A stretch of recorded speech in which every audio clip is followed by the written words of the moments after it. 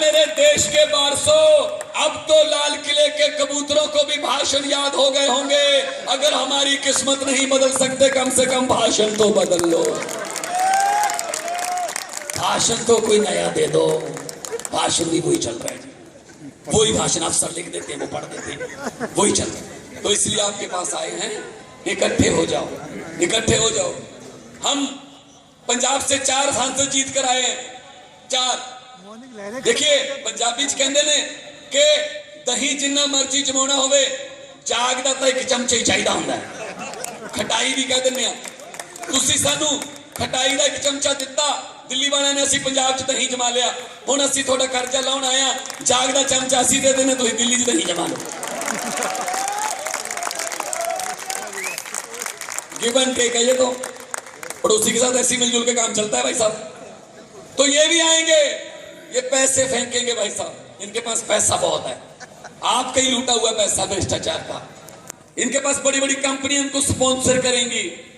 हम कंपनियों के पैसे से नहीं सरकार बना सकते जी, क्योंकि कंपनियां अगर 10,000 करोड़ कोई कंपनी इन्वेस्ट करती है तो फिर 20,000 करोड़ कमाती भी है। और जैसी सरकार बनती है, कंपनी कहती है लो जी, हमने सरकार बनाई है, आपकी पैसा हमने खर्च किया था, इसलिए कानून बनाने वाला पेन हमें दे दो, हम अपने हिसाब से चलाएंगे।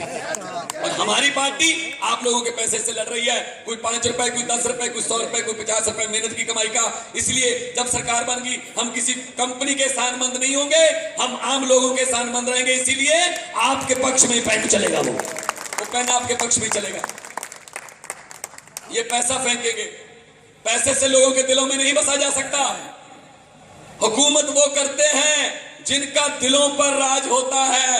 यूं कहने को तो मुर्गे के सर पे भी ताज होता है। तो पैसे से नहीं होता काम। एक राजा था, उसकी प्रजा उसको बहुत नफरत करती थी, अच्छा नहीं समझती थी उसको, वो जुल्म करता था प्रजा पर। तो राजा ने अपने सलाहकारों को, अपने वजीरों को बुलाया, मेरी प्रजा मुझे नफरत करती है, मैं लोगों के दिल में बसना चाहता हूं, बताइए क्या करना चाहिए। वजीरों ने सलाह दी, सलाहकारों ने, सीधी सी बात है सर बादशाह जी, सीधी सी बात है, दिलों में बसना चाहते हो तो खजाने का मुंह जनता की तरफ खोल दो, जनता बल्ले बल्ले करेगी, आप दिलों में बस जाओगे। अनाउंसमेंट कर दी गई कि अपने हाथों से राजा खजाना लुटाएगा। कल महलों में लोग आ गए, लाइनें लग गई, राजा हाथों से खजाना लुटाने लगा। एक फकीर, एक संत भी उसी लाइन में खड़ा था। जब उसकी बारी आई, उसने अपने लिए कुछ नहीं लिया। एक अपाहज व्यक्ति बाहर खड़ा था लाइन से, उसको बोला तू आजा, तू मेरी जगह पे आजा, तू लाइन में भी नहीं है, मैं बाद में आ जाऊंगा, तू मेरी जगह पे आजा। अपनी बारी उसको दे दी, फिर लाइन में लग गया। फिर जब उसकी बारी आई, फिर अपने लिए कुछ नहीं लिया, किसी और को बोला तू आजा, तू कब से खड़ा, तू आजा, कोई बात नहीं, मैं तो बाद में भी आ जाऊंगा, तू मेरी बारी आजा। जब भाई साहब 10-15 बार ऐसा किया तो पूरे शहर में राजा का कोई नाम ही नहीं ले रहा था। उस फकीर की चर्चा हो रही थी, कमाल का बंदा यार, एक कमाल है यार, सुबह से अपनी बारी दे रहा है, अपने लिए कुछ नहीं ले रहा, कमाल का आदमी है यार। जब राजा को पता चला कि मेरा तो कोई नाम ही नहीं ले रहा, ये तो सारा क्रेडिट उस फकीर को जा रहा है और मैं लुटा रहा हूं अपना खजाना, तो इसलिए उसको गुस्सा आ गया।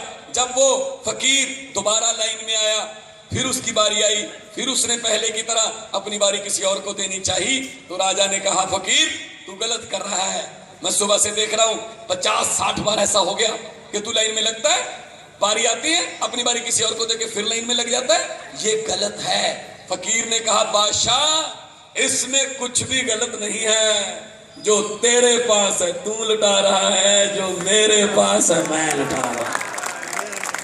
तेरे पास खजाना है, मेरे पास बारी है। तो भाई साहब बादशाह फकीर के पांव में गिर गया और फकीर ने कहा मैं तेरा यही अहंकार तोड़ने के लिए आया था।